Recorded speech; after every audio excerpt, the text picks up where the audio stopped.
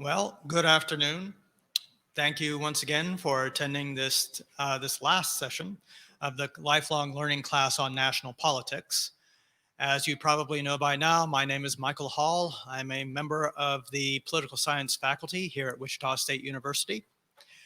And um, for those of you who may have been joining us, even maybe seeing this even yet for the first time, or maybe unfamiliar with some of the rules, let me go over them, very briefly once again. It would be nice if you can. WSU does request that while we're in session, that you do wear your mask while the session is going on.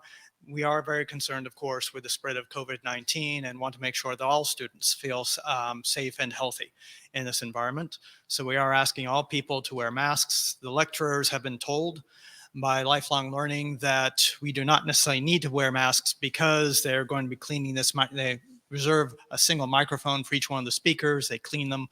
They clean the equipment regularly, and I am at a distance so far away from people, I'm not necessarily likely to spread it or necessarily get it from anyone. But of course, if people do approach me later with questions or comments about the class, I will be putting my mask on when I get closer to people.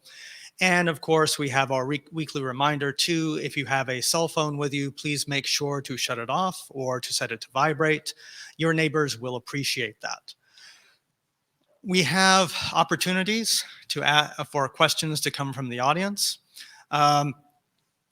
If you're watching this online, for example, you can email these questions to lifelonglearning@wichita.edu. Type in lifelong learning as one long word.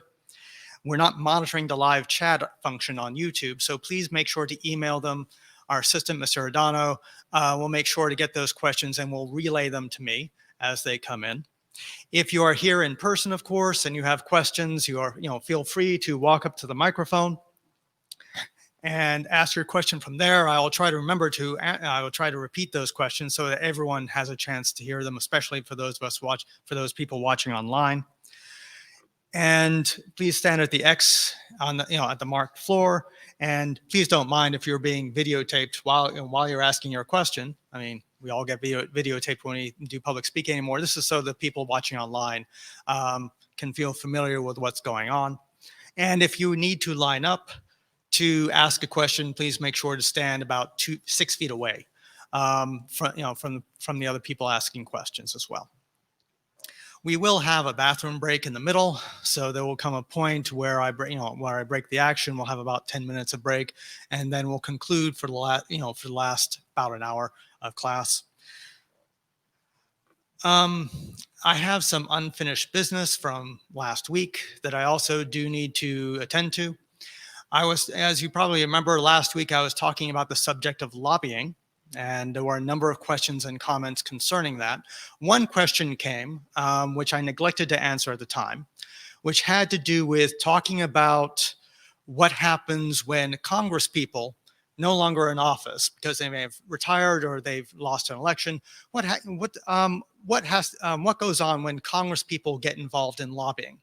It turns out there are federal laws that concern this question. And actually, I'm a little glad I forgot to answer that question because it gave me a little bit of time to read up on this. But there are actually federal laws that address this question about Congress people that decide to do lobbying after their time in the Senate or the House. And according to those federal laws, anyone who has retired or lost an election from Congress is no longer a congressperson. They must wait 1 year to do direct lobbying efforts. Or that is to say, they have to wait 1 year before they take some kind of job where they are in direct contact with elected officials and trying to lobby them on behalf of some sort of group, like we talked about last week, some sort of citizen group or some sort of corporation. They can do those things, but a year of time must pass. They are allowed to do consulting work during their first year after their time in Congress. That is to say, according to the House Representatives website that I consulted, they are allowed to take consulting positions with lobbying groups as long as they're not doing the direct lobbying themselves. They can advise groups on what may be the best strategy for lobbying Congress, they just cannot contact, the elected officials themselves. And the scope of this extends beyond that. Excuse me. My mouth shouldn't be getting dry at this point already.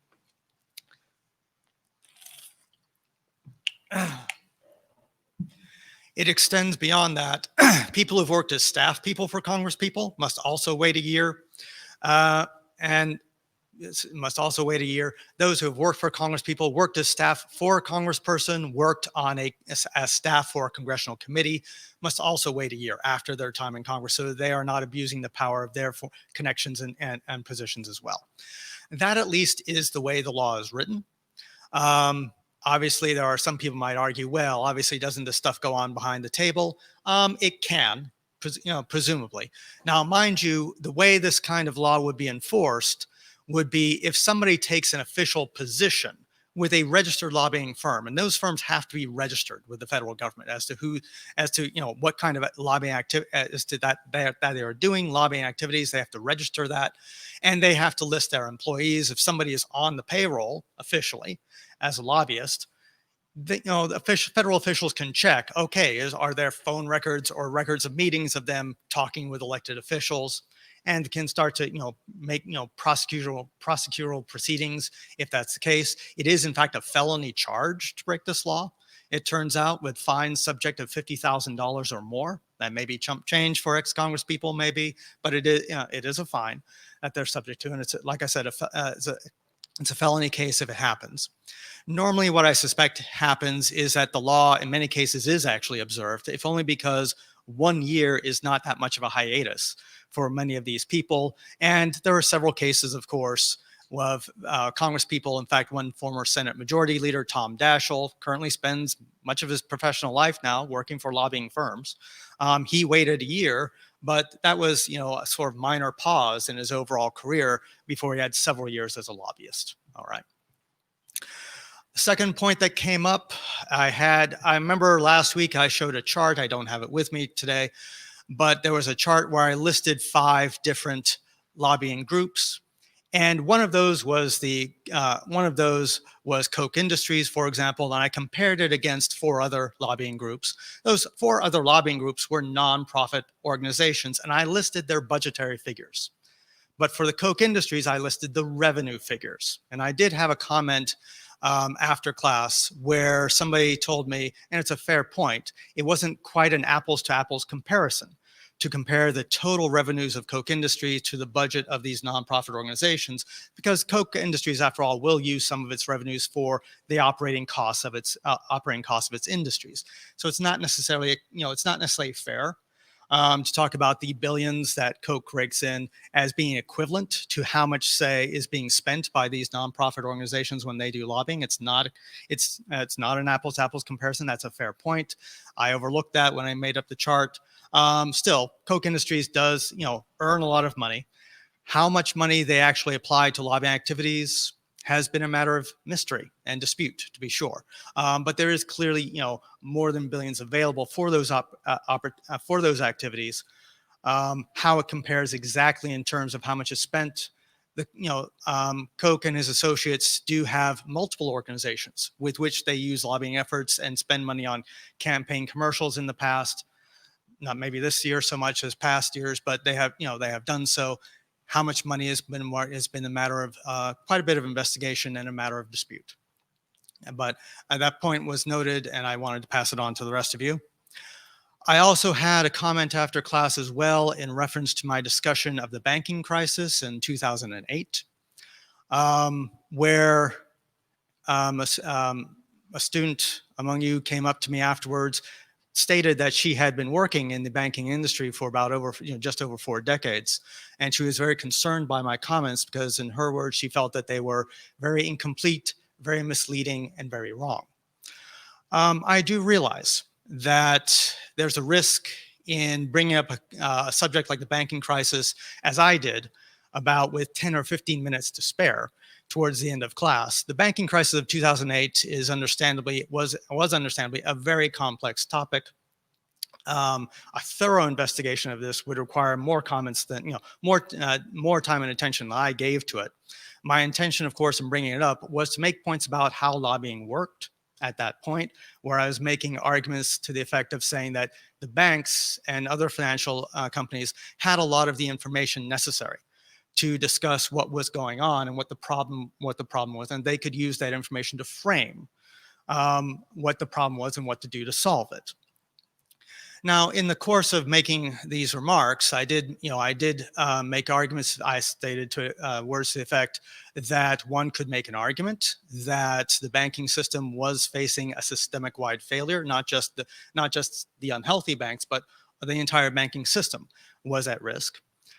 I did not mention, and that's true, I did not mention, there are people that can make the case that the bailouts were not necessary, and that maybe this concern about systemic risk was overblown. That case could be made. I did not make it last week, but I do realize that the bailouts, of course, were a very touchy and highly controversial subject at the time. I was intending to put out food, food for thought about how some of the case made by the banks may not entirely been untrue, for example.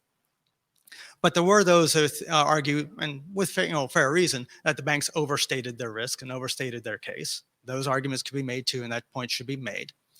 And one student on the internet, it could have been the same person, also forwarded me a site from ProPublica, a news investigation organization, where she pointed out that the bailout money, the way I talked about it, was the way I talked about it, and the way a lot of people talked about it, was as if it was a free gift to the banks that never saw any, and were not intended to return back. That is, point of fact, if I gave that impression, I do apologize. I was trying to make a point about the lobbying, not so much about, the bailouts themselves. But I probably am guilty of the fact of, it's talking about the bailouts like so many people did, as if it were some sort of free gift of money. In fact, the TARP fund, which was money directed for bailouts, was not necessarily meant as a grant or just a gift of money to those that received it. It was intended to be loans that were to be paid back. And in fact, over time, a number of that money was paid back to the Treasury, not all of it. But bailouts were given also to Fannie Mae and Freddie Mac, not necessarily. According to the ProPublica website, I don't think they paid back necessarily all the principal, but they did provide interest. And the Treasury Department actually did recoup money back after the bailout process that was in fact in excess of the total amount that went out from the Treasury. That point should have been made. I do appreciate Gene Shira for that reminder. I did realize that before that point was brought up, but that reminder of something that I did not neglected to say last week. My points, however, about some political science research in the past 30 years, starting to look at this role of information as a resource for interest groups to exercise power in the political process, and this point that if an interest group has pretty much a monopoly on crucial information involving the policy process as being a resource for power, those are points I stand by.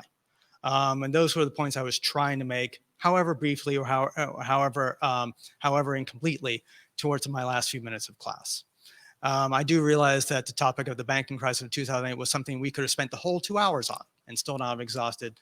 I treated it very briefly because I was trying to make a certain point. If I was incomplete in those statements, I do apologize. My thanks to Gene Shira for the reminder about the bailout process. Now, understandably, this has been quite a week in American politics, and I do realize that, I have a certain schedule about topics that I want to bring up, and what I told you last week, and still intend to do today, is to talk about what I'm calling the policy-making process, because there are certain features about American politics about how we develop policies, and particularly the role of Congress and the presidency, which I've not really got to yet in terms of our politics and how that politics works. And then, and this is the nature of teaching in political science, things happen in current events whereby there's all kinds of questions about things you never scheduled yourself time to talk about. Understandably, some of you may have questions about a recent New York Times article concerning President Trump's taxes. You may also have questions about last night's presidential debates. There may be other concerns for you, further questions, for example, about the current judicial nomination process, even though I tried to address that last week. I will welcome any and all of those questions. If you want to stand up at the microphone and ask them, or ask me during the break, I'm willing to talk about these things. But I do also, until I get those questions, I will at least start to address some questions about the policymaking process. Not that I want to ignore current events, but the sort of lessons I had in mind for today are lessons about things that are not just about current events, but something that will apply to politics regardless of who gets elected and regardless of how the next few months turn out. Certain matters of the policymaking process are going to be important to us because it affects how we are governed. So I'm going to continue talking about those things, and I will make time for any and all questions about current events as they come up.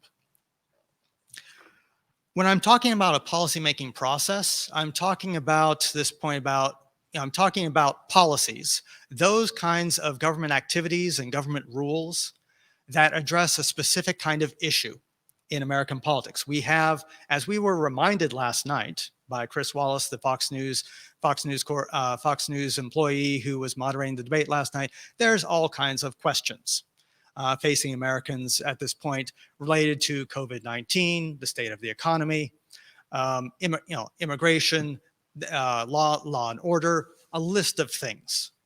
A list of things came up as matter of questions for both candidates last night. The government has procedures for deciding this is what we're going to do about these things. It forms policies, obviously. So much so simple. And there is a process by which the government makes these policies. What I'm going to address for you today is not just some of the stuff you covered in high school, but I want to help you think. I'm going to want to help frame this discussion in a way that you may or may not have seen before. If you've been to these classes before in the past 4 years, yes, you've seen me talk about this before. But you can talk about in wider terms what could be called a policy-making process, which is more than just how a bill becomes a law. I'll get to that later, to be sure, but it's wider than that. Think about policymaking as a series of stages that any kind of government decision-making has to go through.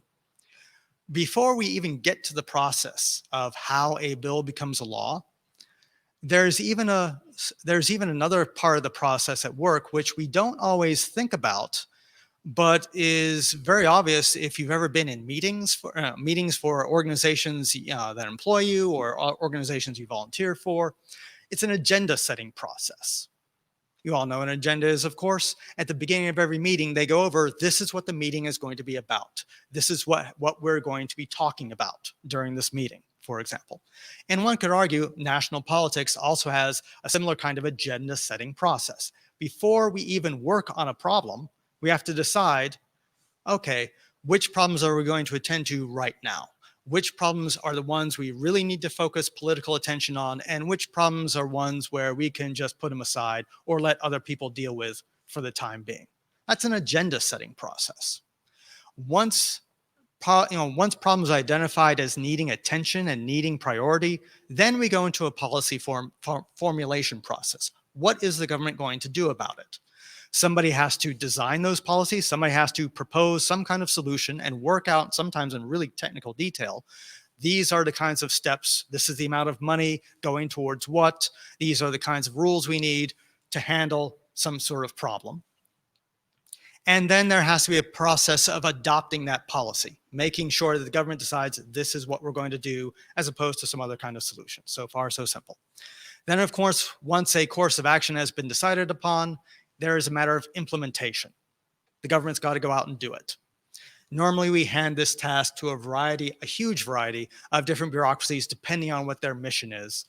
Different bureaucracies will handle different kinds of policies and implement them into federal action. And then finally, there is a last stage of the process. Well, how did that work out? Was that policy a good policy, a bad policy? Do we need to fix it? Do we need to revisit the problem? Did it work? Can we move on to other things? Somebody has to make those decisions, just like somebody else has to make those decisions about what are we going to focus on? What are we going to do about it? How are we going to carry this out? Somebody has to make those decisions. To me, when I go through this policy process with students, I think it's interesting and enlightening to ask some simple questions about, well, who actually makes the decisions at each of these stages of the process? And what is that process all about? Start off with a rather important but often overlooked part of politics, which is agenda setting. As I said, agenda setting is the priority given to issues in the political system. And it's not, of course, as if somebody necessarily draws up a document which says, okay, on this day in the federal government, we will address this issue, then this issue, then issue. No, it's not quite that, not quite that formal. But you can talk about a process by which people in this country debate, this is what we need to address right now, for example. And what I've done in the past in these classes, when I could afford to do more open discussion and I could get close to people and pass a microphone to them, is I'd show them a list of problems like that on the right-hand side. There's a variety, at any given time, of course, we have hundreds of issues, hundreds of things we consider to be problems, or hundreds of questions we think about needing to be addressed. And those range from everything from space exploration. Notice, of course, it was only just a year or two ago. It's not quite the same thing. Notice only a couple of years ago, the military established a space force. That was not for the exploration of space, but addressed questions about how we're going to handle questions about what's being done in space. But there are questions too about replacing the space shuttle. When was it time to end the program? When was it time to end the program? What are we going to do to replace it, if anything? And other issues we're very familiar with, of course, gun control, climate change, immigration, race relations, offshore oil drilling, public health, healthcare, public university funding. And one activity I used to go through, and I go through this with my students too, is, okay, I want you to rank these issues. Which issues are you thinking of are the ones that seem to be the highest priority for our politics right now, and which ones are lower priority? Oh, some interesting discussions break out, and I've had interesting discussions in classes like this about it. And understandably, some certain patterns pop out that when I ask people what are some issues that seem to be the highest priority right now, very commonly nowadays we would ask people, well, why are most of us sitting around wearing masks at this point? Healthcare is very obviously a very top priority in the country right now. The economy is a top priority. Again, the list of questions that came up in the debate last night were, in a sense, an attempt to try and record what are those issues which are having the top priority right now. So, of course, the candidates were asked about healthcare.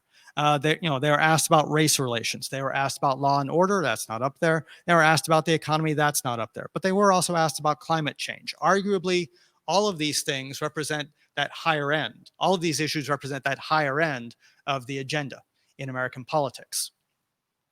Notice how space exploration never came up. Notice how public university funding never came up. Just between you and me, I'm not surprised. But offshore oil drilling didn't come up, for example, but they could. These things could be, debated at any given time. But to the extent that some issues are not given quite as much attention, they end up lower on the agenda, very obviously. Think about it this way. Somebody has to make those decisions about what's going to be lifted up high and what things are going to be not necessarily ignored, but given a lower priority in the political system. Those are active decisions. They don't necessarily come to us from on high or just out of the blue. Somebody has to make these decisions that this is important. We need to talk about it. Let's deal with this right now. And there is a politicking that goes on that, when you think about it, is very common to the way our politicians and people often talk about these issues. It's not just, I have this. If you really think about it, people are not just saying, I have this position on the issue, and this is what I want to see done. Part of the argument is even about what is the most important thing to be done right now. All right. And there's arguments between different sides about what's important. For some people, on the left-hand side of the political spectrum, questions about race relations are one of the top priorities, ought to be dealt with right now. And they feel that there is a consistent racism in the way our institutions play things out. They call it systemic racism that needs to be addressed in society. Others, and after protests break out, others, especially on the conservative side of the spectrum, see questions of rioting that goes on associated with the protests and argue, wait, law and order needs to be addressed here. And we should not necessarily start changing what goes on with the police to the point that we can't have the police guarantee law and order in our societies. For them, that's a bigger priority necessarily than what some others are talking about. And there's actually, in a subtle way, a kind of tussle going on about exactly what is the problem here and what needs to be paid attention to first. That's a political argument, for example. Who's involved in this political argument? Obviously, a number of people. Where I often will really want to go with these discussions, and after I ask people, okay, rank these issues on the list high to low priority, my next question is this: who decided that these things are going to be high and these things are going to be low? That's an interesting discussion when you think about it. And there's actually a variety of answers that commonly come up in these discussions.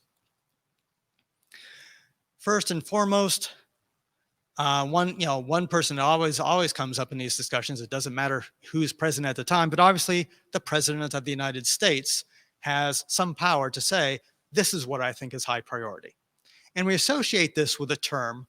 That we attach to the presidency. We call the presidency sometimes the bully pulpit. I'm not sure exactly where that comes from. That brings up associations with Teddy Roosevelt. I'm not sure if he was the first person to bring it up or not, to be honest.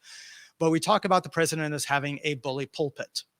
There's an interesting thing about the way the framers created the Constitution. I would argue that when you look at the original text of the Constitution, Article 1, which talks about the Congress, takes up half of the original text. And by the original text, I mean just set aside all the amendments to the Constitution. When they were negotiating the Constitution in Philadelphia, what did they come up with in the original 7 articles? Half of that text is just Article 1, where they talk about Congress, and only 1/6 of the text is Article 2, where they talk about the presidency and how the presidency is going to work.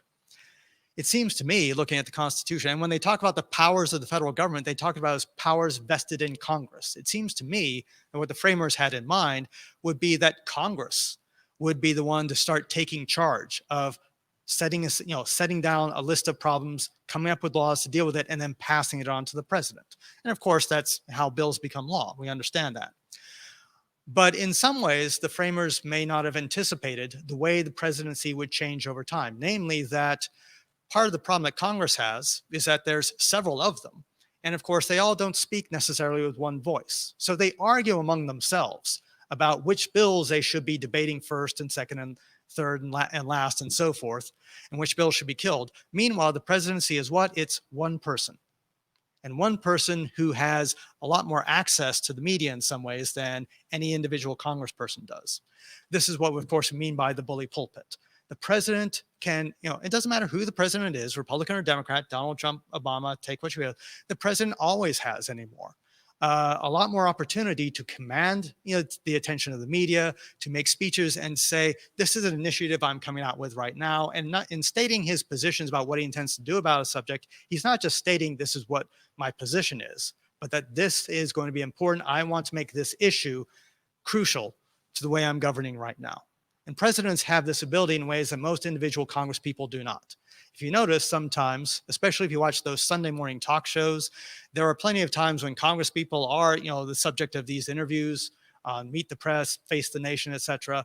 And they're often scrambling for time, not just on these Sunday morning talk shows, but on some other talk shows, trying to get some airtime so they can push their pet issues and talk about what they feel they want to talk about. But of course, they have a lower profile in doing this. The presidency has an advantage by virtue of being one person leading an entire branch of government, of helping set the agenda of what our priorities should be in the country. It's not that Congress people don't have a role to play in this, but crucially, certain kinds of Congress people have a crucial role to play in setting the agenda, particularly when it comes to the questions of what bills are going to get a vote on the floor. It is often left to the Speaker of the House to decide what is the order in which bills are going to be debated and discussed, or in the Senate, it's left to the Senate Majority Leader to make these kinds of decisions. So, understandably, Nancy Pelosi, Speaker of the House, Mitch McConnell, Senate Majority Leader, do have a lot of agenda-setting capacity when it comes to the order of things being debated in Congress. And within certain committees, each committee in Congress has a chairperson, And that chairperson has a lot to do with what bills within the committee are going to get the first attention and what ranking of attention as well. They have a huge agenda setting role to play as well. We don't always hear about this, but in question, in cases, for example, about when exactly will the Senate get around to confirming a judicial nominee, Senate Majority Leader has, as we've learned, quite a lot of power in deciding this is going to go forward, we're going to deal with this right now or not. The news media also has a role to play here, especially when it comes to the agenda setting effect. And I mean this in a way that's kind of subtle, in ways we don't always think about. Notice I've not necessarily talked a lot about the news media. That's partly because I've got 4 weeks and I felt like I have an agenda of things I need to discuss.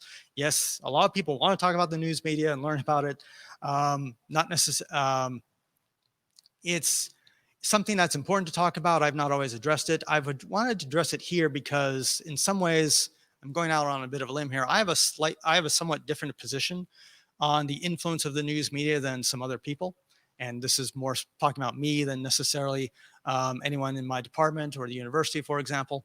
But a lot of people, when they talk about the influence of the news media, talk about how the news media, in their opinion, is maybe biased.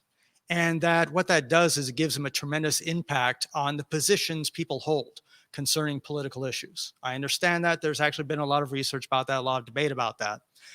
But the way I look at it is that in many ways, the news media may not be quite as important to understanding people's positions as people think, if only because we live now in such a media saturated age that thanks to the internet, thanks to cable television, so many people have so many options for what news they're exposed to. In effect, a lot of people choose what kind of bias they get exposed to. And in many cases, I think what the news media does in terms of its influence is not so much telling people what to think and making people adopt certain positions that they didn't have before, so much as it's reinforcing existing biases or existing ideologies that people have already come to, especially when they've kind of shopped around in the media. Conservatives will often look for conservative outlets. Liberals will look for liberal outlets. The media outlets sometimes are more important for reinforcing existing positions rather than creating them where they weren't there before. I think what the news media's real impact is, personally, is not so much that they tell people what to think, but they often not so much that, but they do tell people what to think about. Notice how I'm phrasing that. That when things become headlines in the news and the news media signals to people, this is our most important story right now. We can, I think, correlate that. When you ask ordinary people, and pollsters do this, what are some of the most important issues to you? A lot of people will come up with a list that is strikingly similar to the headlines that they've just seen in the news just recently, for example. Part of that is, hey, I've seen so many people talking about this issue, it must be important. And I think that's where the media's real importance lies. You may disagree with me, for example, and there's a good back and forth argument that we can have about that. But I think really in terms of the media signaling, this issue is important. This is what we're leading off with. These are the stories we're giving less attention to. They shape people's opinion about what the agenda of national politics is. And I think that is one of their biggest influences. Interest groups also play the agenda game. Boy, do they ever. If you think about it, when you see a protest movement break out and a reporter often, there could be, it's not just necessarily the recent protests that have gone on, but I've seen this over a period of decades. If there's a protest and a reporter goes up to them and say, why are you protesting? One of the most common phrases that comes from the protesters is, we're trying to raise awareness about such and such an issue. And it's not just through protest, of course, mass mailings, television ads. What are these interest groups trying to do? Yes, they're trying to announce their position, but they're also trying to shape people's thoughts about what is important. And if an issue like climate change, if an issue like gun rights doesn't seem to be getting the attention, say some other issues do, like the economy or healthcare, yes, you will see organizations like the Sierra Club or the NRA do campaigns, not simply to push their own point of view, but to try and shove that issue in front of people to say, hey, you ought to be thinking about this. This is really important, and we're going to explain to you why. If you think about this sort of rhetoric we ever heard from communications you may have had from interest groups, that message is pretty consistent no matter what the position is, no matter what the ideology is of the group. The problem for interest groups, if you were to talk to them, I wager, is that there's so many interest groups out there trying to compete for your attention. Yeah, climate change is important. Sierra Club wants you to think about it. And gun issues are important. And the NRA wants you to think about that too. And guess what? We can list, like we said, hundreds of different organizations, each with their pet issue, competing for your attention. And they can't all get your attention at once. Our attention spans are only so far. And so we pick and choose. And these interest groups find themselves crawling over each other to try and push their particular agenda up the issue. I'm sorry, push their particular issue up the agenda.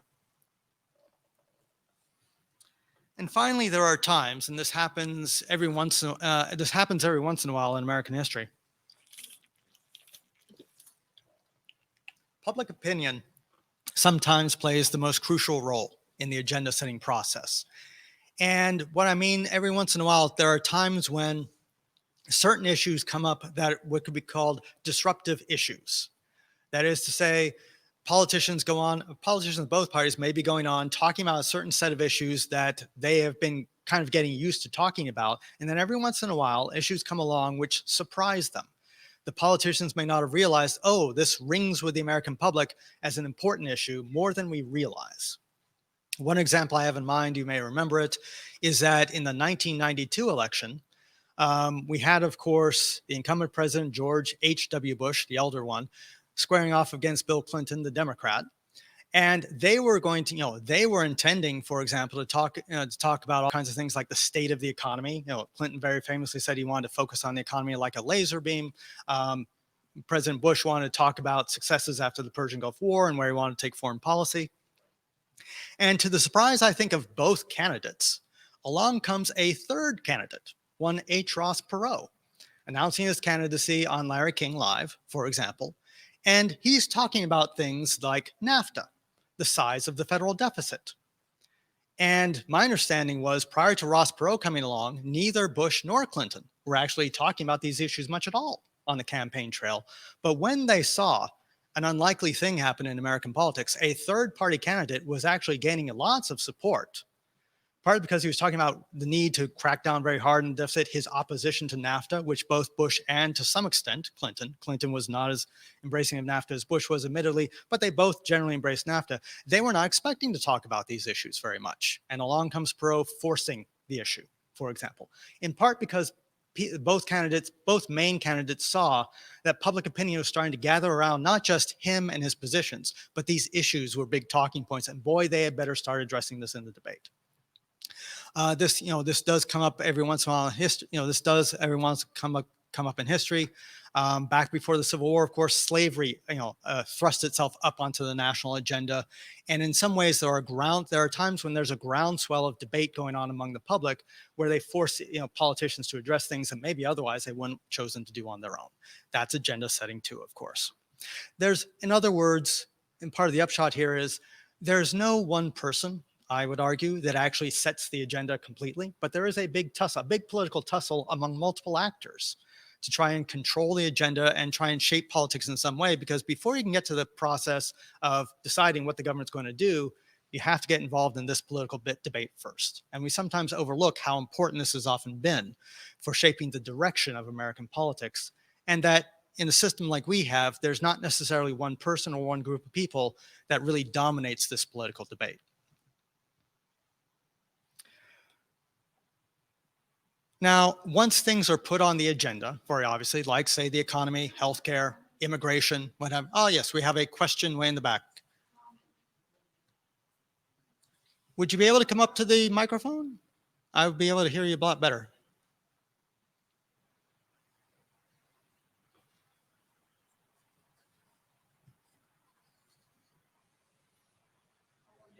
Yeah, after the question, I'll get to the point about the formulation of policies. There's a lot to talk about there. When I'm looking at who sets the agenda, and yesterday I was watching PBS suffragette story, and it looked like everybody was involved, and it gave them boost. First, the women started wanting the right to vote, but nobody was listening to them. They would carry their plaques and stand by the White House, and nobody, until they embarrassed President Wilson in front of the Russians.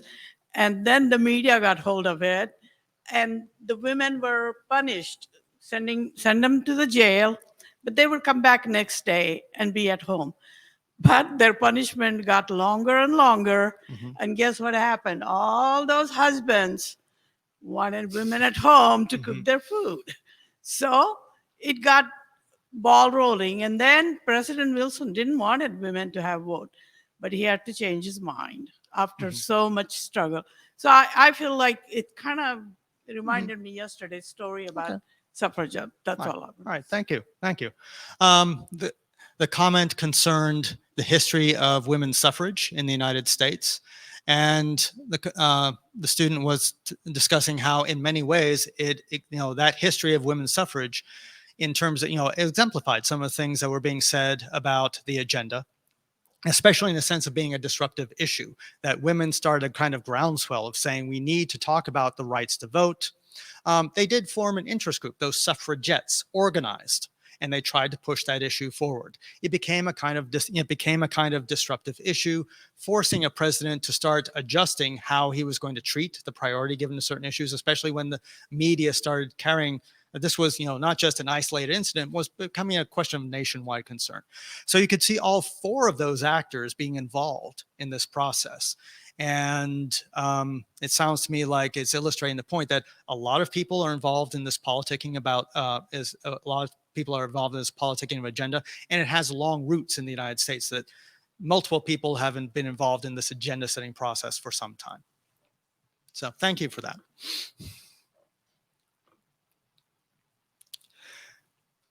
Now, when we talk about adopting new policies, the obvious place to start is in terms of how a bill becomes a law.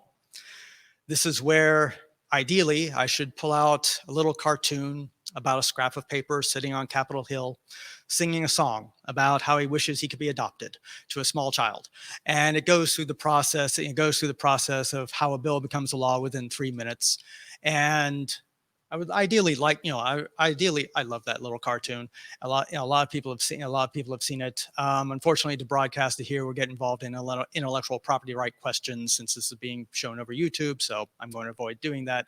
But a lot of you are familiar with that cartoon I'm talking about. And you probably remember, of course, having it sit in school, learning about this process. I won't necessarily go into lots and lots of detail with you, but of course I go over it again, partly because sometimes we all need a reminder. And sometimes, and most importantly, it is the place to start when understanding how policies are formulated. Because before we end up with some sort of policy enshrined in law, it has to go through that lawmaking process. So, to make a long story short, and boy, this can be a long story, a bill has to be introduced into one of the two houses of Congress. Either house of Congress can be the site of where a bill is introduced, with the exception of budget bills. Budget bills must start in the House of Representatives according to the Constitution of the United States. Or what are more appropriately called appropriations bills must start in the House of Representatives and then go to the Senate. But any congressperson, any senator or representative can choose to introduce a bill into Congress. That is their prerogative as being a congressperson. Once it is introduced to Congress, that bill is assigned to a committee. And some of these Congress, of course, as you may know, is broken up into a variety of committees. And many House representatives have the job of sitting on one, usually two committees. Senators, being that there are fewer of them, have just as many committees, but since there are fewer of them, most senators will sit on 4 or 5 committees because there's just that much more work to do for the smaller number of them. And those committees can be huge, especially in the House of Representatives. It may easily be the case that you have some 20 to 40 people on a specific committee. Those committees may have subcommittees, for example. My former employer, Jack Murtha, representative from Western Pennsylvania, he sat on the Appropriations Committee. And he was a member of the Defense Appropriations Subcommittee and the Interior Appropriations Subcommittee. That is to say, and those were really his only committee appointments. He was on the Defense Appropriations. That means whenever there were questions about appropriating money for military affairs, defense, or for public lands, interior, he was on those committees talking about how much money would be given to various, various projects of the federal government. And that was really the only committee assignments he had. It just so happened that at one point, because he was a long-serving representative of the majority party at his point, he was the chairman of the Defense Appropriations Subcommittee. Oh, that was a nice, important job, because that meant the military budget effectively started with him. Okay. I go through this though because once things are assigned to subcommittees or committees, it becomes a matter usually for that committee to discuss and debate how much further is the bill going to go on from there and what amendments should be introduced into the bill. And sometimes bills can be entirely rewritten because of the amendments given to committee. A committee can also vote up or down on whether or not it should be passed on to what's called the floor. That is to say, the full Senate or the full House of Representatives. The committee usually decides that matter. Strictly speaking, the full Senate can bring a bill up to debate if it votes on it. The full House can also bring up a bill to debate if it wants to, even if a committee has voted it down. The full House or the full Senate has the power to do that. It's just rare that that happens. So committees usually do a lot of the work in filtering what bills end up going through the rest of the process and which don't. Once there is, once a bill has passed the committee, it can be introduced to the entire floor, and of course, every senator, every representative has a chance to speak on that particular bill, and that vote can be held on it. If it passes one whole house, then it goes to another house, and that same process of committee, subcommittee, committee, and full chamber goes all over again. If the two houses, of course, come up with different amended versions of the same bill, they cannot just pass that on to law. They have to vote on the text of the exact same bill in both houses for something to become law. So that's where that point about conference committees come up. There are times when senators and House representatives will form a new committee, an ad hoc committee, just for the purpose of passing a particular bill. They'll form a conference committee together to try and iron out some sort of common language that both the Senate and the House can vote on. It goes back to the respective chambers. They vote on it again. If it's passed by both houses, then of course it goes to the president for his signature or his veto, for example. And if a president signs a bill, it becomes law. And that's when that little scrap of paper on Capitol Hill is very happy and you have a happy ending to the cartoon, or he can veto it and it does not become law right away. However, if a bill should be reintroduced back to those chambers and pass both the House and the Senate by a vote of 2/3 in both chambers, that veto can be overridden. That is just rare, but it is, the Constitution does allow that. The Constitution does allow that to happen. I've had questions in the past. Well, what if the president doesn't do anything? What if he doesn't sign it or veto it and he kind of wants to ignore it? According to the Constitution, it becomes law after 10 days if the president does not sign or veto the measure. So that is why oftentimes presidents, when they decide they don't want a bill, they will make a big play about vetoing it, because otherwise it will become law without them. The exception to that 10-day rule happens if Congress should adjourn and formally end its, the Congress only goes for about 2 years, because House representatives are only elected for 2-year terms. When their terms come to an end, the Congress formally adjourns. If Congress adjourns during that 10-day period, the law can go away, and that's technically called a pocket veto. Sometimes presidents have tried to use this to get rid of bills that they don't want. The Congress has, of course, responded by making sure that all of its substantive work is done more than 10 days in advance of its adjournment, and then the last 10 days are talking among the Congress, so that the pocket veto isn't something that the president can actually use. But I've had questions about this before. It doesn't normally come up in politics anymore, but I have had questions about it. So this is, in fact, I think that was more than 3 minutes. That little cartoon does a lot better job of it than I do, although they shorten the whole discussion. Why go through this? Because it's not, like I said, it's the place to start, and it is also the place to start for a very crucial question, which a number of Americans of both political parties and of various persuasions have been asking for so long. Why doesn't so much get done in American politics? Why does it seem that we suffer from something called gridlock? You've heard the term before, most likely. In fact, I read somewhere where it's a uniquely American term. Apparently, the term gridlock comes from American English and is a reference to is reference to, of course, city transportation, where, of course, different cars all trying to get to different places end up getting stuck in various intersections in the city where nobody can move because everyone's trying to move in different directions and nobody will let anyone else through. And that, that of course is called gridlock. We have started using this as a political term now, of course, for about, I'd say, the past 30 or 40 years. People have been talking about this term gridlock. And a lot of people are frustrated. Why can't these politicians get more done if they know we have, say, a pandemic going on, or if they know the economy is not necessarily doing that not doing that well right now, for example, or we have these festering problems concerning immigration, race relations, what have you? Why don't those politicians seem to get more done when it is obvious these things are high on the agenda? A lot of people are talking about them. Public just wants to see something done, if anything. There's a variety of reasons for this, and you could trace it back. There's a variety of reasons for gridlock. In fact, there could be multiple reasons for gridlock that can be traced back to this process we talked about with how bills become law. First thing I'll be mentioned is because 90% of bills, when bills go to die in Congress, 90% of the time they die in committee.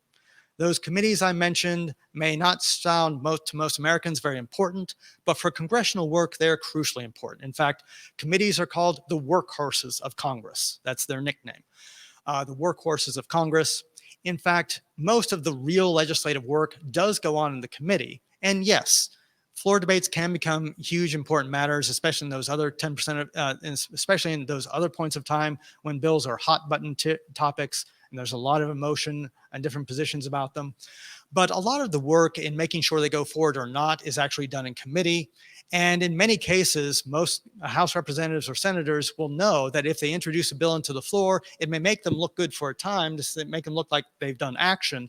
But in many cases, they have to know the committee is not necessarily going to pass it forward. The committees are very much the strong filters, as I said before, of what goes on in legislative politics. But so to some extent, gridlock happens there at the committee level, and at the committee level. But when we think about gridlock, some of the most famous cases have to do with those other 3 points about how bills can be blocked, even if most people want something done about the policymaking want something done in the policymaking process. Very famously, you may have heard about filibusters, and there's sometimes a little confusion about what filibusters are and how they work. Filibusters are in effect, filibusters go back to the point about how the Senate conducts its business. Notice that I said Senate. The House does not have these same rules that I'm about to talk about. In the Senate, if a bill comes up to debate on the floor of the Senate, every senator has the opportunity to speak for as long as they want about that particular bill.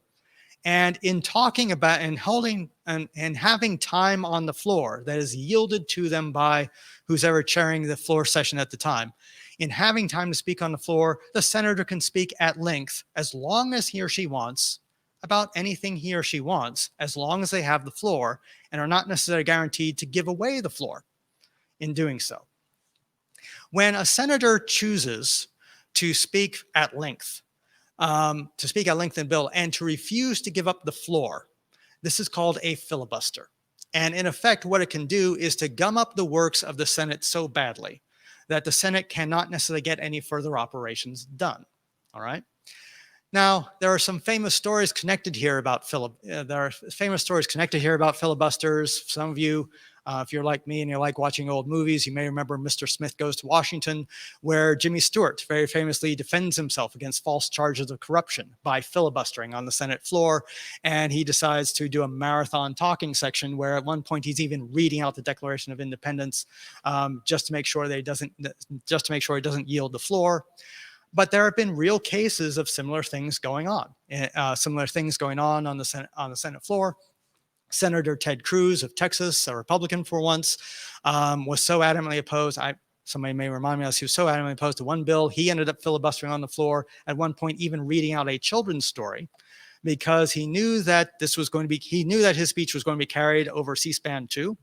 and that he said his children were watching. It was their bedtime. So he was going, since he couldn't be there at home, he was going to be reading them a bedtime story over the Senate airwaves. But it was a delaying tactic. And by the way, Republicans are not alone. Democrats have done this too, to be sure. It's a tactic used by all kinds of senators.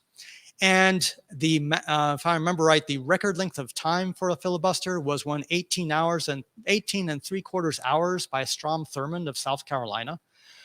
Stories used to be told that when he prepared for a filibuster, he would deliberately dehydrate himself before going on the Senate floor so he would not have to take a break to go to the bathroom. This is how adamant some senators are in engaging in filibusters. It can gum up the works not just because one person is willing to do it, but if they have allies and are willing to yield their time to somebody else who's an ally of theirs, they can gum up the process for an indefinite length of time. Sometimes what that means is a single senator or a group of senators can try and gum up the works of the Senate so badly that they kind of take the time of the Senate hostage until they get certain demands done. A filibuster can, however, be beaten. A filibuster can be limited if the Senate, with a 3/5 majority, votes on something called cloture. They can pass limits to how long every senator speaks on the Senate floor, and that can avoid filibusters if need be. Notice, though, what is implied by those rules about the vote of cloture. If it's 3/5 of the Senate, that takes what? 3/5 of 100, do the math, is 60 senators. If 60 senators vote for cloture, they can prevent filibusters from happening and allow the Senate proceedings to go on and get a bill passed. But what does that mean? In many cases, does one single party have 60 or more senators in the Senate? Usually not. What it often requires, in effect, for cloture is bipartisan agreement, of which, of course, there has been relatively little in recent times. So it either takes a high hurdle of 60 votes, or suppose the Congress and the presidency or there could be problems with bicameralism. That's my next point. There are 2 houses of Congress, as we well know. And yes, interesting enough, they're elected by the same group of people, after all. Same American people that votes for the House of Representatives also votes for the Senate as well. That does not necessarily mean that majorities form in the same way in the House and the Senate. As we've all learned from our grade school lessons about politics, the House of Representatives states have representatives according to their size of their population, but in the Senate, every state, no matter how big or how small, gets 2 senators. What that in effect does is that means that more rural states or more less populated states have stronger representation in the Senate than they would in the House. And the way votes add up, therefore, in the Senate may be very different in the Senate than in the House, or one party may control the Senate and a different party controls the House. In which case, the fact that our Constitution requires, as I said, both House and the Senate to agree on the same language of the same bill may be hard to come by, because maybe the majorities in both houses are set up in different ways. And those two may not agree on a common language for a bill or the need to pass a certain policy on the same subject. Obviously, there's been a lot of that going on, given that the Senate is in Republican hands and the House is in Democratic hands as we speak. This leads to a point that is, and of course, we can also have something called divided government. This is a term you may have heard before, but since the president has veto power, obviously, even if majorities in both houses of Congress favor something, if a president vetoes something, it may be difficult to get that law passed. A lot depends on what we call united or divided government. Is the Congress controlled by the same party as the president, or is it controlled by different parties? If you have one or more houses of Congress controlled by a different party than the president, we call that divided government. And very commonly, these are cases where, again, important people in the process may not agree on what needs to be done, and one may block the other from doing something. The president may propose something, but one house doesn't want it, or both houses may want something and the president may veto it.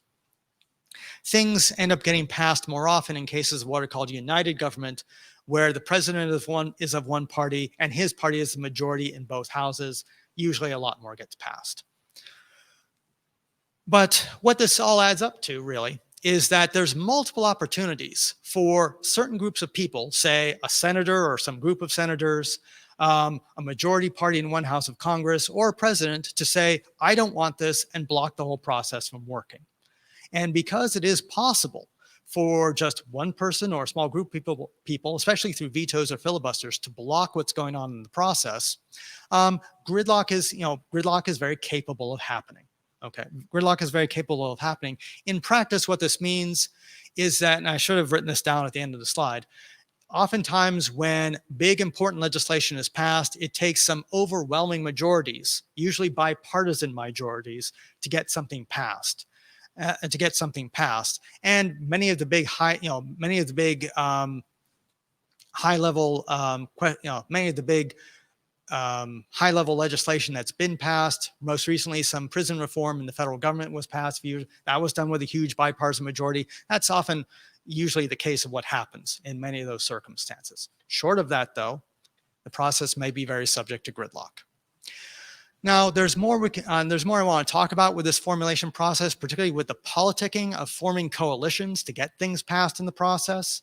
And we'll talk about, hopefully, the implementation process, the evaluation process, and words about that.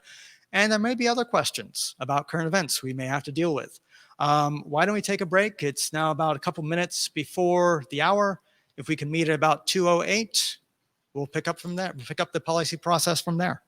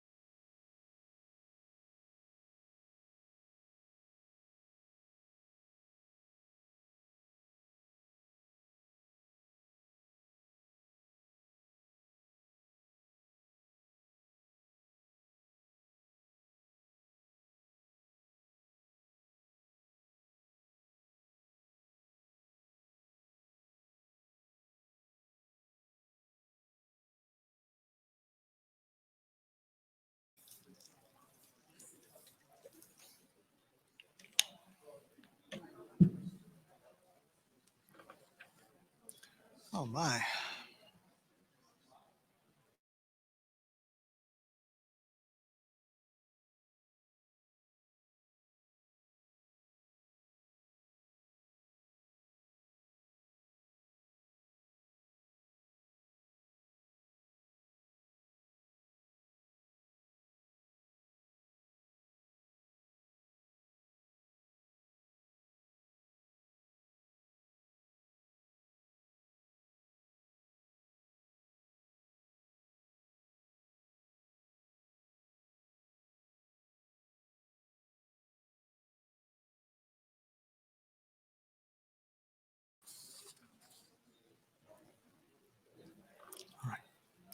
All right, thank you. I had a lot of questions during the break. We'd like to share some of those questions and answers with you. One student, Barbara, did make a comment and a point which was valuable, namely that with the filibuster, that senators don't necessarily have to speak to gum up the works of the Senate. That is actually true. Strictly speaking, there are very rarely cases where senators actually do go on the floor and speak for hours and hours at end. It has happened, but it is generally rare. In past decades, it was generally rare because it was normally assumed and accepted by both members of both parties that a filibuster is something that should be reserved only in rare times for very important cases. And so that's one reason filibusters were rarely, that the senators rarely engaged in filibusters. Nowadays, though, it is rare for them to do so, but for a different reason. In fact, the old consensus that we reserve a filibuster only for the most important case or only rare cases has broken down. And what has gone on now is that with any major piece of legislation, senators normally assume that somebody in the Senate will threaten to filibuster it. In which case, before something is even brought to the floor of the Senate, one common question majority leaders or others have to ask is, do we have support from 60 or more senators to get this to pass in advance? Or in other words, do we have a fairly good idea that we'll get that vote of cloture even before this comes up? So the way the filibuster works now is not so much that so many senators actually talk on the Senate floor, but they threaten to do it. And just the mere threat forces a politicking to go on whereby people count how many votes they have for cloture. And that often determines questions about whether or not something will pass or even get to the floor and get it to pass. So thank you, Barbara, for that comment. It's worth laying out those qualifications. I did receive a question about the selection process for a new president at WSU. Why am I not surprised? And I was asked a question about the role of different faculty and different factions within the university for doing so. Not all of you may be interested in university politics. I understand that, but I was asked a question about that. I'm guessing that more than one person is curious about that.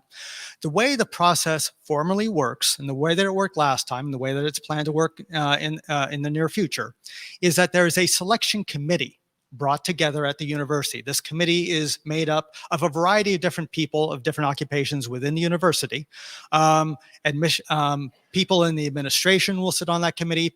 Some members of the faculty will sit on that selection committee.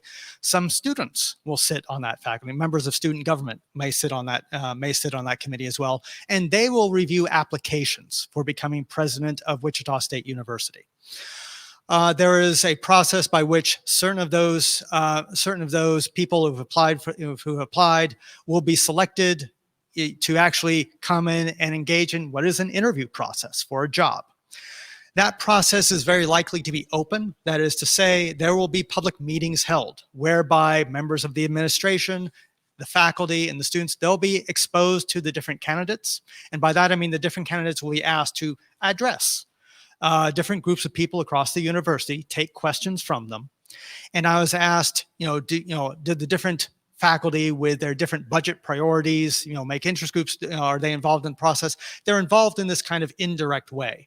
When there is public meetings whereby the candidates for the presidency of the university talk to members of the university, that's when members of different colleges could raise their concerns about why they feel that college needs more money, or different people have concerns about what policies should be adopted at the university. That's where that's brought up. And the selection committee will make their decision about who, in effect, not only has qualifications, but has navigated, to some extent, the different concerns of a variety of people across the university.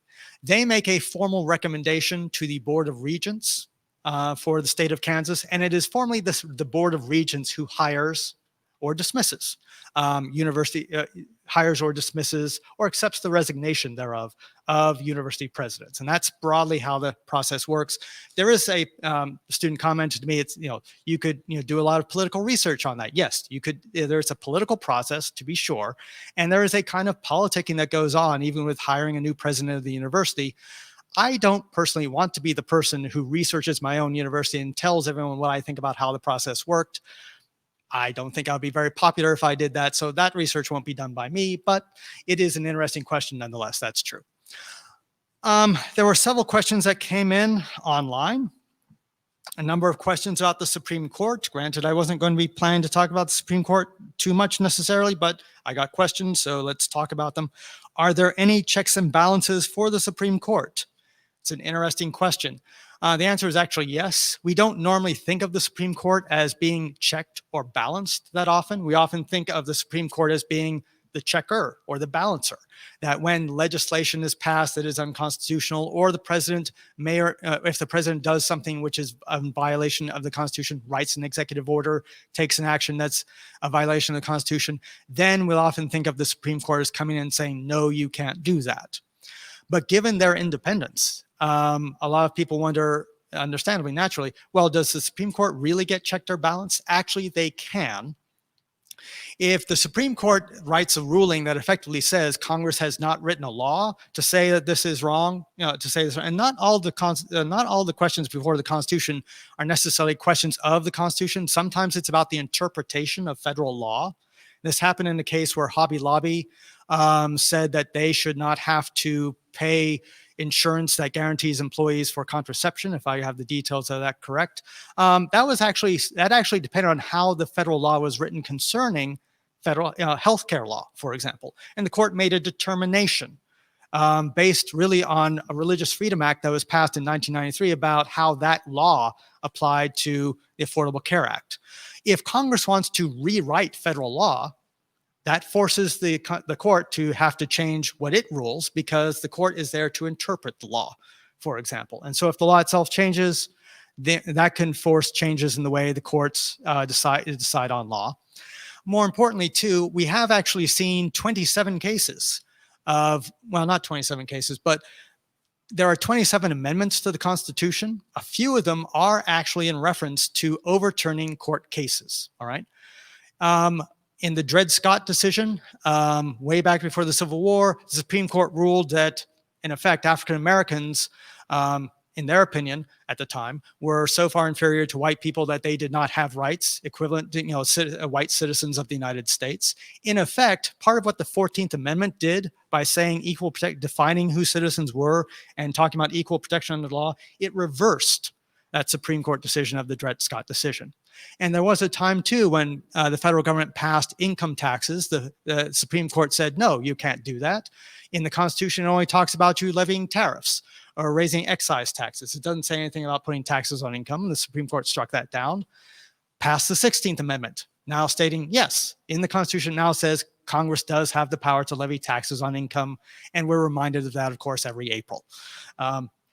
And so there are times when, through the amendment process, Supreme Court decisions can be reversed, all right? And with the appointment process itself, if people don't particularly like how past Supreme Court decisions have come down, new presidents can come along and replace those members with different kinds of members with different kinds of views who might later on change the way the court rules. So there are actually a variety of ways the court can be checked. They don't happen very often, but they are checks on the way the court can operate. There's a lot of questions here. Historically, have there been times when the Supreme Court was so divided that all opinions rendered were either very conservative or very liberal over a lengthy period of years? There have been cases where we talk about some courts being rather liberal. We talk that way when talking about the Warren Court, what's called the Warren Court. Chief Justice Earl Warren presided over a court where there were historically more liberals than conservatives, and a number of rulings were very famously what we consider to be liberal.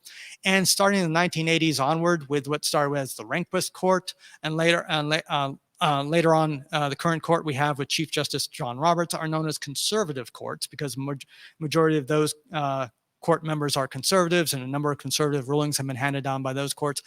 We can certainly talk about Supreme Courts as being either somewhat more liberal or more conservative at different points in time. It is rare, though, for all 9 members of the Supreme Court to be all one way or all the other, or even 8-1, all one way or all the other. It is very common. It is actually common for there to be a mix of ideologies on the court, if only because the Supreme Court changes slowly over time and different presidents come through appointing different kinds of people, that it's not very common for the court to be tilted entirely one way or entirely the opposite way. But, the concern that we have, the point of issue that's come up recently, it's a concern for liberals, a point of hope for conservatives, is that we may have so many, 6 judges of the court, which have a conservative ideology, that it'll be very hard to overturn those decisions in the future. And that's true. The size of the majority matters. But it is rare for there to be cases of, say, usually in cases of 8-1 decisions or 9-0 decisions that sometimes have come down the court, it's not necessarily ideological lines that matter, but the court simply has a common understanding of the Constitution to say, no, somebody can't do that. Okay. There's more that I could say about that subject. There's more that could be said about that subject, and obviously it's a matter of, but I do have other questions here. What is the likelihood that terms for Supreme Court judges would be limited? Who might propose such an idea? Very unlikely, very shortly, because in the Constitution does state explicitly that the justices serve for life. Those terms cannot be reduced by the president or the Congress. Words to that effect, for example, that's in the Constitution. Changing that would require a constitutional amendment. 2/3, who would propose such an idea? Congress could. If 2/3 of both houses of Congress vote to propose a new amendment, they can propose a change like that. It's just highly unlikely that that would go on. For an understandable reason that whichever side of the political spectrum currently likes what's going on in the Supreme Court, they're not necessarily going to want to limit the terms anytime soon. So for legal and political reasons, that is highly unlikely. Although it could be proposed, it could be changed. In theory. From the same student, President Trump has intimated that he may not enter a peaceful transition should he not receive the required votes. If that should occur, what would be the process needed to actually remove him from the White House? I'll be honest, I am not sure. We have never faced this before. We have not faced a situation like that before. We have faced disputed elections before, to be sure. Even as back the 1876 election, I believe, between Rutherford B. Hayes and Tilden, the popular vote went one way, the Electoral College went another way, and there was questions about the Electoral College coming to a majority vote in those cases. There is a procedure in the Constitution. What should happen if now, of course, the popular vote does not decide who is president of the United States. It is decided by the Electoral College. If the Electoral College cannot come to a decision, the decision, I believe, goes to the House of Representatives, and there's a specific procedure laid out there, and people keep asking me about this, and I need to revisit what that procedure is. It's been used either so rarely or never at all before that so many people don't think about this. But there is a procedure laid out in the Constitution of what would happen if the Electoral College cannot come to a majority vote on who should be president. That being said, suppose, for example, a president rejects that the Electoral College outcome was decided upon fairly and according to the law, and insists on, suppose that is the incumbent president, and he insists on retaining power in the White House. Even if the Electoral College goes the other way, normally this, of course, would be settled through the court process. And of course, in the year 2000, there was a question about how Florida, notably, was going to apportion its votes in the Electoral College. The Democratic Gore campaign arguing that the votes were not necessarily counted properly.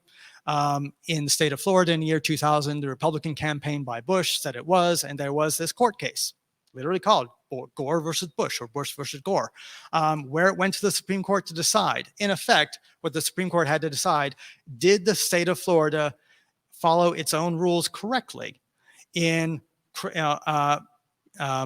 certifying who won the vote in Florida? A 5-4 majority in the Supreme Court said Florida did. That is what gave the Electoral College votes to President Bush, and the question was settled. So, should there be a question about whether or not the votes were counted properly and the votes apportioned correctly in the Electoral College, that would normally go to questions of the federal judiciary to sort out, was election law followed properly or not? And there is precedent for that. What would happen if a sitting president wanted to ignore the court decision? We do not know. This has never happened before, and there is not necessarily, it is unclear what would happen in the event of such a case. I don't necessarily want to stick my neck out. I could talk about various scenarios coming up, but one has to be intellectually honest here and say one is not entirely clear what would happen in such an event, or whether or not this is even likely to go on. And that is as far as I can answer the question, as far as I can at this point. I do. Okay, Sherry, you have a question. Actually, as Sherry, I believe, right? As you're going up, the last question I had from, would the Supreme Court be instrumental in such an event? Is there any precedence for that happening? I believe I answered that question. Would we assume that even though we have a sitting president that would disagree, that we would continue with an inauguration of the duly elected, identified president, even though it wouldn't be the sitting president, and therefore actually could eject the sitting president who was not reelected from the premises? Is that within possibility of reason in our law and order state? I think that is a reasonable possibility. If courts certify, if courts rule that the certification of various states went a certain way and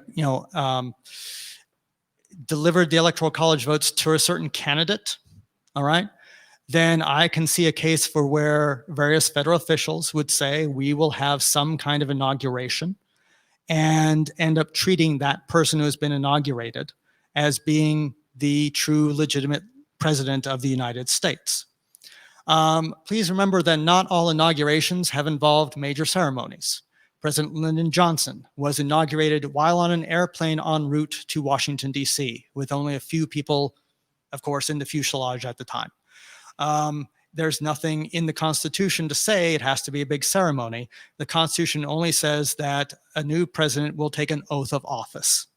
Everything else is, in effect, ceremonial window dressing that we have acquired as tradition over time, but only the oath of office is actually the constitutional requirement, to my knowledge.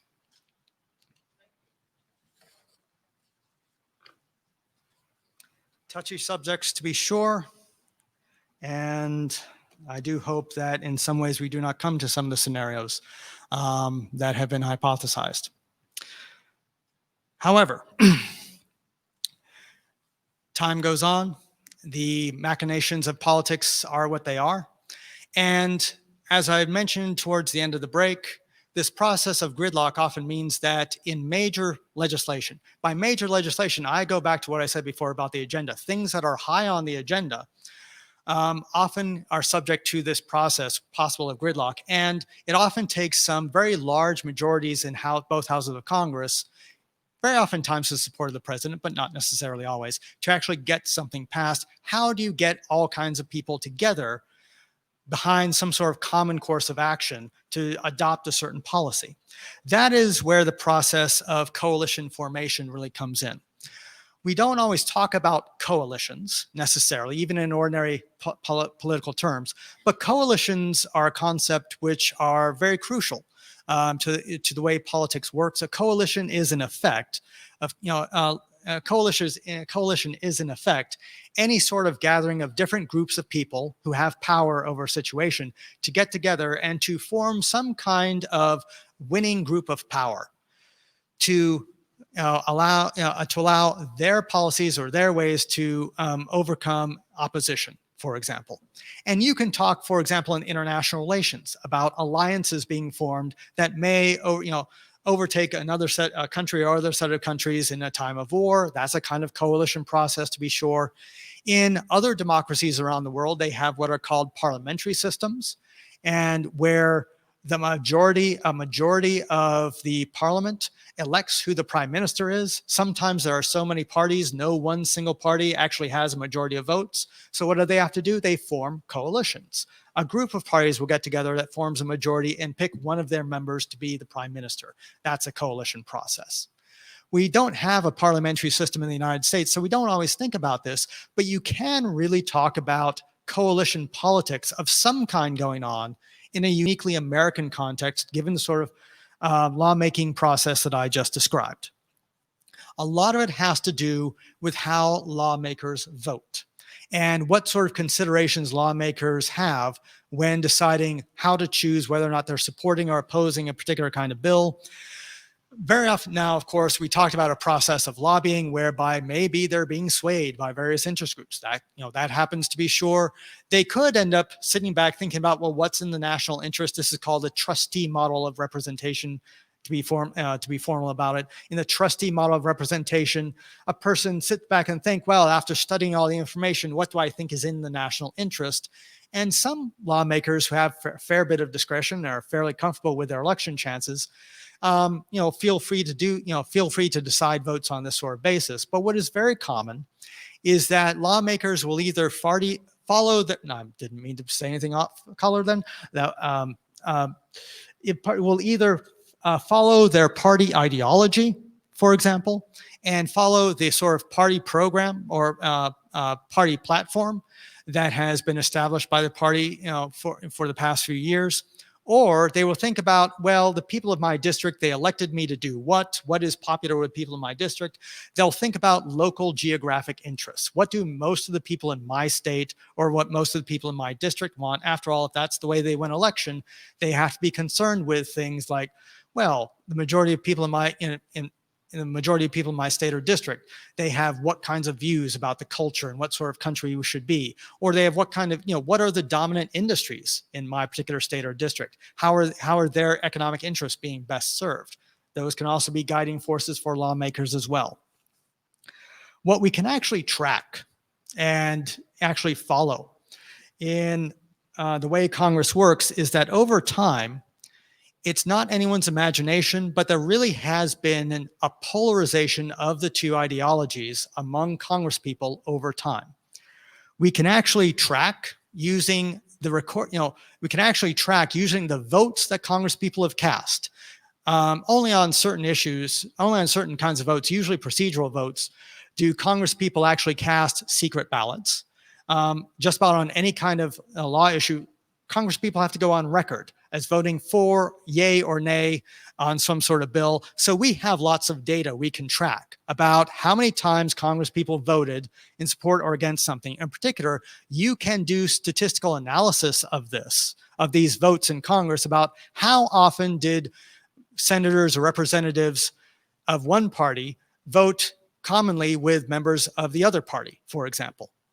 And back in 1967, 1969, 1971, you can see there, what's tracked up there, those look like clouds up at the top. And those clouds represent, well, in blue are your little points, which represent Democratic Congresspeople, and in red are your senators, or actually their House representatives. You can track which representatives, the blue representatives are represented by blue little dots, the Republican ones are represented by red little dots. And there's sort of like a gray cloud there. Well, what that's meant to represent is how oftentimes there was voting in common with other members of Congress. And notice it looks like a cloud, because back in the day, late 60s, early 70s, for example, it was common for House representatives to vote maybe more than half the time, but maybe 55 to 65% of the time they would vote with their own party. And there were actually plenty of cases where a House representative would vote to some extent in common with members of the other main party. And then as you track the voting procedure and how often votes of one party correlate with the votes of the other party, it's as if this cloud becomes dividing amoeba.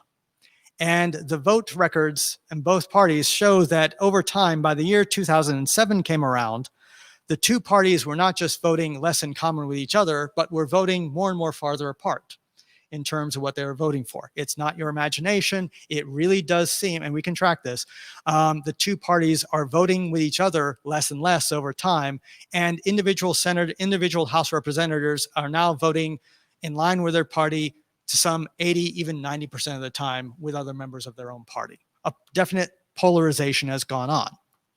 Not just in the House of Representatives, you can show a very similar cloud-like dividing amoeba of graphs with the Senate as well. I just showed this one. There was a bigger one I could have showed you, but it scrunched everything really small. It was hard to see. This one at least was a little clearer to show on a slide.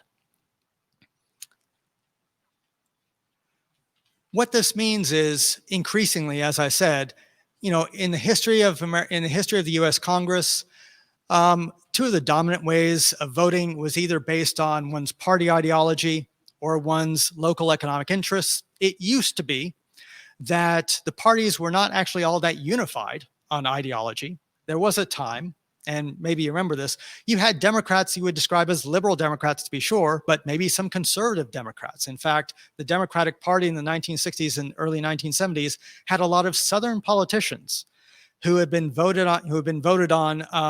They used to call it the Solid South, as you might remember, in that most white Southerners would never vote for that party of Lincoln. So they voted consistently Democratic congresspeople over and over, but they tended to be more conservative than Democrats elsewhere elected from elsewhere in the country.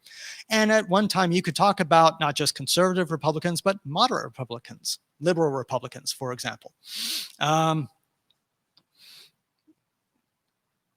And over time, and what that often meant was, to a great extent, some of the coalitions that formed, because Congresspeople were less concerned about, they were concerned about their own ideology, but there wasn't necessarily a unified party ideology to be concerned about. They might vote their own ideological instincts, or they'll also vote their local geographic interests. And sometimes the coalitions that developed, especially in earlier days, I'll jump to the bottom of the slide, were sometimes more about getting senators or representatives from different parts of the country to form a kind of alliances with one another. One of the key, very clear examples of this had to do with civil rights legislation in the 1960s. A lot of the opposition to civil rights legislation, very predictably, came from those conservative Southern Democrats. And there's a rule there's a rule that was much more followed in previous years than there is today. The person from the majority party in a committee who had been serving the longest would get to be the chair. Well, some of these Southern Democratic politicians, they've been elected and reelected so often, they were the older folks that had been on that committee for the longest period of time. They used to be the chairs of a lot of committees. Then this disruptive issue of civil rights comes along, somewhat to the center from the ground up, partly also pushed by President Johnson, and before him, to some extent, by President Kennedy. But this disruptive issue of civil rights legislation comes up, and immediately, as soon as it hits the committees, some of those Southern Democratic politicians representing districts that favored segregation were very dead set against any changes to the federal law, and arguing that this was a question where the state should be allowed to handle their own race relations as they saw fit. What it took to pass the civil rights legislation, in effect, was coalitions of Republicans and Democrats from northern and western states and districts to form majorities to override the power of these committee chairs. And that was a case where the coalitions were not so much about the party, because you could find Democrats and Republicans both on the side of civil rights legislation. it was less about party in some cases less about party in some of those cases than about these coalitions of different parts of the country coming together and effectively telling the South, we're not doing it this way anymore. And of course, to some extent, having to accept, things that are going on in the North or the West may also have to change as well. But as time has gone on and the parties have started to cohere more cohesively, especially too, as of course, after the civil rights legislation, many white Southerners dropped their allegiance to the Democratic Party and gravitated over to the Republican Party. And the Republican Party became effectively more conservative. The South is still pretty solid, but now more solidly Republican than solidly Democrat.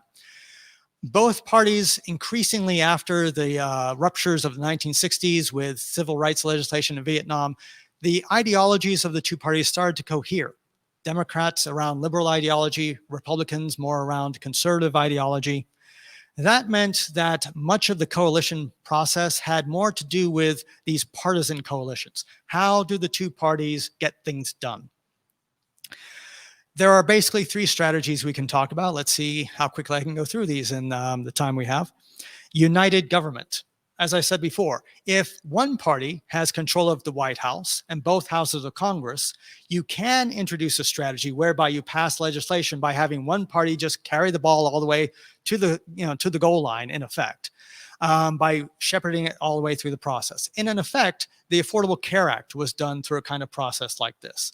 Democrats did have majority control of the House at the time. They did have a fairly huge majority, fairly rare, of Democrats in the Senate. They were able to vote for votes of cloture by a narrow margin. Well, actually, no, I'm mistaken there. It was not a vote of cloture. What the Democrats did in the Senate was to arrange classifying the Affordable Care Act as a budget bill, which according to Senate rules is not subject to a filibuster, and that way got around it, got around the filibuster. But majorities in both the House and the Senate, Democratic majorities in the House and the Senate passed the Affordable Care Act with no Republican votes in favor. And of course, it went to a Democratic president, President Obama, to sign that legislation. That is one method that could be tried, but there's obvious limits to it. First of all, we don't often have united government available. It's more often the case that there's divided government rather than unified government. So this option isn't even necessarily available to politicians most of the time. Not only that, to get the Affordable Care Act passed, you need to make sure that all the Democrats were on board, for example. And some of this even took even though, like I said, usually senators and representatives vote their party line most of the time, but if senators and representatives know that their vote may be crucial, they may ask for certain special favors, for example. One senator from Nebraska, for example, got language written into bill that Nebraska would get certain extra funding from the federal government just to get his vote to pass this, to pass the Affordable Care Act through the Senate, for example. Sometimes a united government strategy is a very bare majority strategy, which has a precarious chance of working. What would get some overwhelming majorities to get things through the process more easily would be a bipartisan strategy. Just get both parties together to agree on some sort of compromise. And there you've got easily majorities to vote things through the House and the Senate and even override a presidential veto if you need that. That's another kind of strategy that could work to get enough of a coalition to pass things through. The difficulty here, as we're very well aware, is obvious. It requires the two parties to compromise. And as that polarization has gone on, not just in the two parties voting among them, within their own, not just the two parties voting party line more often, but as the two parties have gravitated increasingly to more and more extreme positions away from each other, compromise has been harder and harder to get. So if passage through getting some sort of coalition, either some sort of geographic alliance going on, united government or bipartisan negotiation, if that's not possible and the president wants one thing, the opposition party in Congress wants something else, what often happens, and we've seen more and more of this, is a process called going public. The president will go out to the American people and say, on this issue, I favor this. But those other people over there are blocking me. I need the American public to rise up and tell those people over there to support this legislation. And hopefully, if a president is popular, they can cow the other party with the threat of election losses if they start opposing the president. Mind you, this is not you may be thinking President Trump at this point, but trust me, if you want to go back through the record, President Obama did this, President Bush, President George W. Bush did this, President Clinton had to do this. There have been plenty of cases where presidents, in not being able to find an easy route through Congress to get things passed, have tried to appeal to the American people. And that, in effect, makes so many issues, and effectively more and more issues over time, as compromise has been hard to come by, more and more political footballs presented to the American people to try and elect new people and push the needle in a certain direction. Implementation. As I mentioned earlier, once something is decided upon, there's a new kind of policy at work. And there's a new kind of policy at work. Increasingly, of course, and I can actually tie this in here. Increasingly, as presidents have found that there's less and less chances of finding the coalitions they need to pass something through the legislative process, presidents of both parties, Obama was accused of doing this too often, President Trump has been accused of doing this too often, obviously by members of the opposite party in both cases, of relying on executive orders to get things done. What is an executive order? In effect, it's not a law. It is not legally a law. It does not have binding force. Officially, an executive order does not necessarily apply to you or me as private citizens because it's not a law. An executive order is, strictly speaking, an order written by a president to his bureaucratic subordinates. This is how I want you to execute the law, for example. This is how I want you to do administrative priorities, et cetera, et cetera. Officially speaking, these executive orders must be compliant with the Constitution and compliant with federal law. And there have been cases, presidents of both parties, where they've written an executive order wanting the bureaucracy to get something done. But of course, it gets taken to the courts as saying that's unconstitutional. And courts have blocked executive orders, in some cases saying it defies constitutional or federal law. Presidents, there's some confusion about this, I feel. A number of people worried that this is becoming rule by decree of a president. It's not supposed to work that way, and courts have exercised constitutional authority to block things that are unconstitutional. That has been happening more and more presidents have been relying on executive order powers. That said, when something is adopted, either through congressional law or through executive order, it's sent over to a bureaucracy to actually carry out the policy. And that becomes a process of implementation.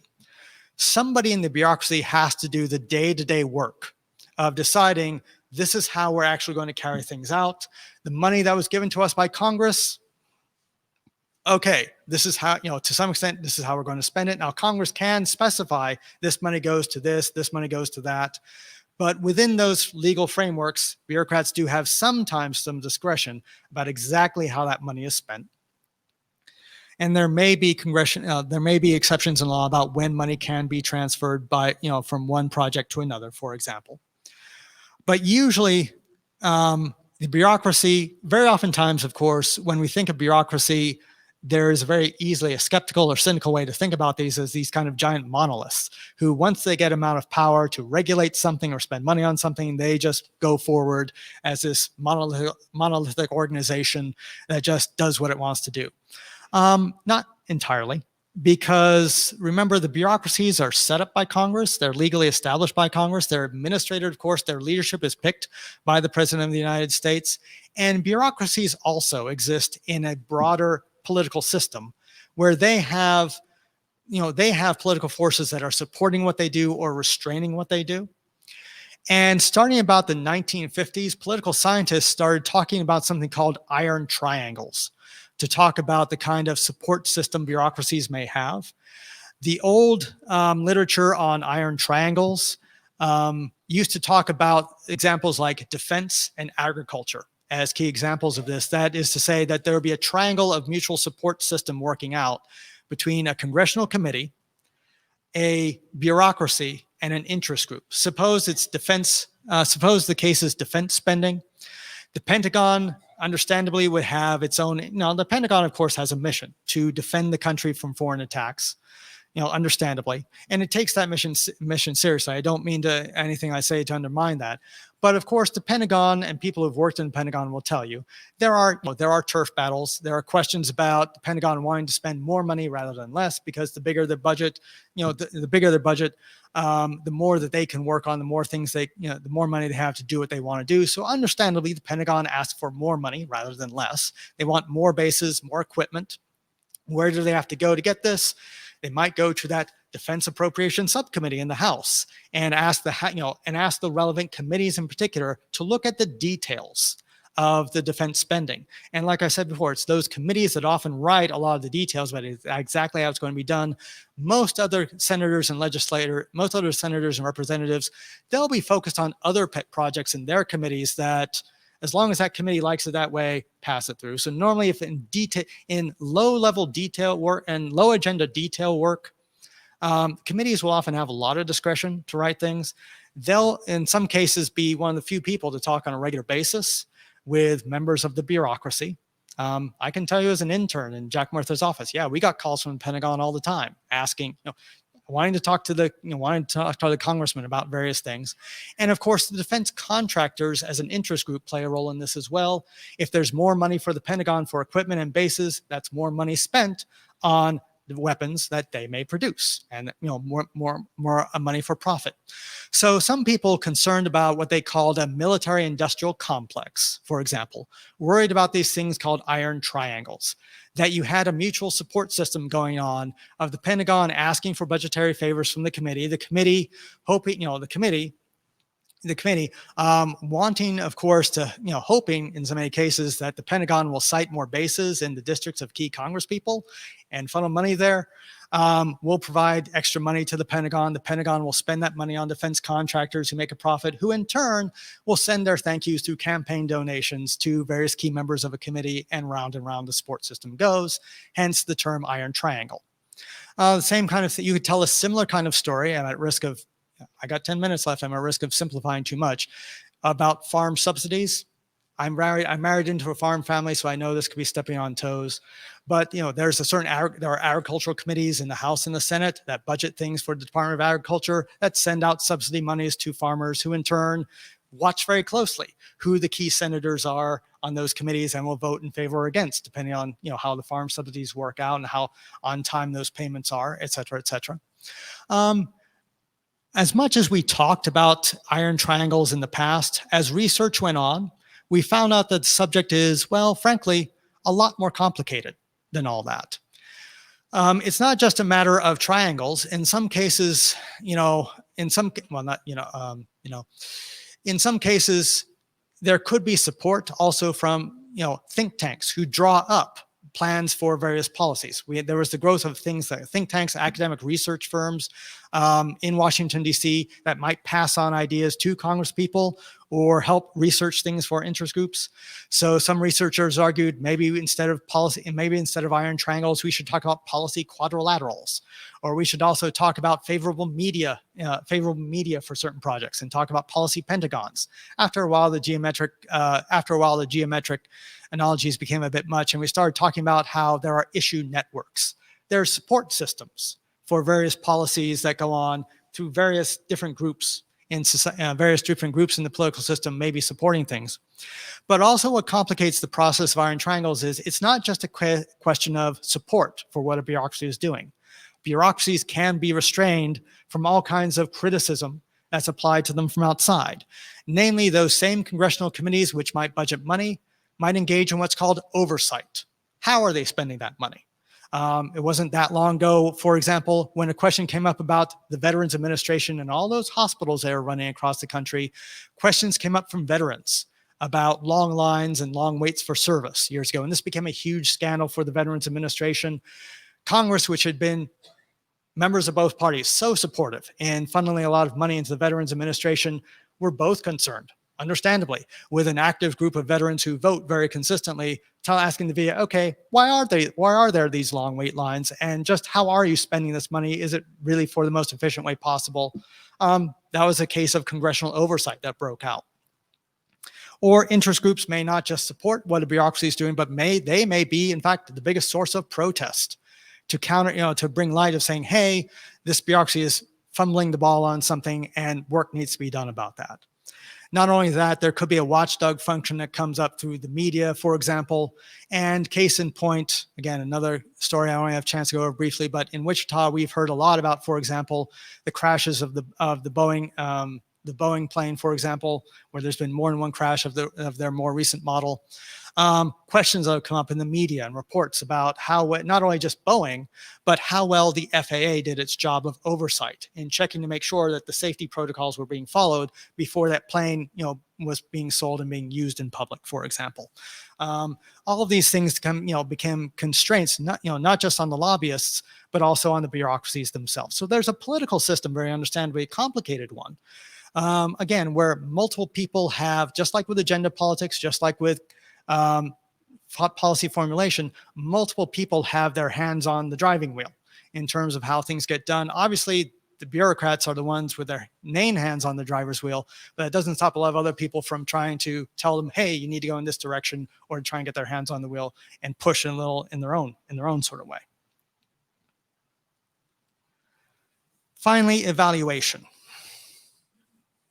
I skipped over a slide. I don't have time to go over a very important topic of presidential power, but I've got 5 minutes left. Who evaluates policies? When the policies have finally been put into practice, who decides that was good, that was bad, that was dumb, or we need to revisit this? Who makes those kinds of decisions? There's an interesting discussion we can have about that. I would posit to you, actually, in some ways, this is fairly simple. There are two big obvious groups that do this process of evaluation. One is the courts, obviously. And that's where we can bring in the courts as not just a legal actor, but in effect a political actor. And when they judge policies, when they judge laws, when they judge executive orders or bureaucratic actions, the courts have one main overriding criteria of evaluation. Was this actually legal? Was it really constitutional? And notice how the courts play a role that's not so much at the beginning of the process or in the middle of the process, but they often come in at the end to make a kind of referee decision. This was fair, this was legal, this was not. Yes, they have important powers, but they have important powers that the courts exercise only kind of at the end of a process after which many people have already contributed to how things have already worked out. The other big main actor, I would argue, in terms of evaluation is, well, it's public opinion. Ultimately, when it's not so much a question of legal criteria, but questions about whether or not this really served the interests of people across the country. Was it practical? Was it the most efficient way of doing things? Or other questions that are more principled. Does this policy represent our core beliefs as a country of equality, liberty, rule of the people, for example, of individualism? Were these policies really recognizing the sort of principles we feel makes America America? These are also questions where people don't simply make their voice heard, but before they make their voice heard, they have to do something very crucial. They have to decide, was this the right policy? Was this the right policies we have to do? And so again, public opinion matters. I would argue, again, it kind of matters most at that beginning phase, where the agenda is being set and the public, even if they don't necessarily have a direction, they say, you need to do something about this. And at the end, where they finally see what's gone on and then finally say, give a direction. This worked, this didn't. I wish we had new leaders, or these guys were great. I want to end, of course, with evaluation because in a very real sense, of course, November 3rd is going to be a crucial example of evaluation by the American public as to what has been going on over the past 4 years. And of course, you make your own decisions about whether or not the past 4 years indicates whether or not we should have 4 more or 4 of something different. But that's an evaluation process. It may not necessarily be right in the middle of things, but it's a crucial part of the process. It can get the whole process started all over again if that's the way it needs to work. So of course, what I end with is a very simple plea that if you aren't registered to vote, think about how to get registered to vote. If you're planning on how to vote, make sure to think about how that process is going to be done. If you're going to mail it in or go to the polling booth, make your own decision about that. But whatever it is, look up how it needs to be done and try to inform yourself about how that's supposed to work to make sure your vote gets counted. And please, please, please go out and vote and evaluate those policies and be part of that process. I want to thank you for being sitting here so consistently over 8 hours of me talking. And thank you for this experience. Even though this was different from the way I normally do it, it's an enjoyable experience to talk about American politics with you and to face your questions and answer your questions. Thank you for your participation. Hope you all be well. God bless.